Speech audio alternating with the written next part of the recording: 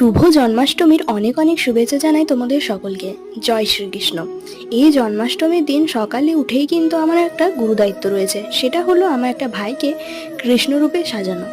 ওদের আসলে স্কুল থেকে বলা থাকে যে ছেলেদের কৃষ্ণ বা গোপাল সাজতে হবে আর মেয়েদের রাধিকা সাজতে হবে, তো সেই অনুযায়ী আর কি ওকে সাজানো হয়।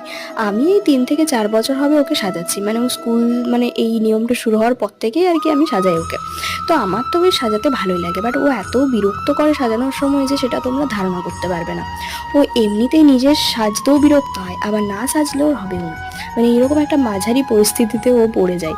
তো যাই হোক, ফাইনালি কিন্তু ওকে সাজানোর কমপ্লিটটা তোমরা অবশ্যই জানিও যে ওকে কেমন লাগছে। তো বাইরে বেরিয়ে দেখছি প্রচণ্ড মেঘ করেছে, আর বৃষ্টিও কিন্তু অলরেডি পড়তে স্টার্ট করে দিয়েছিল।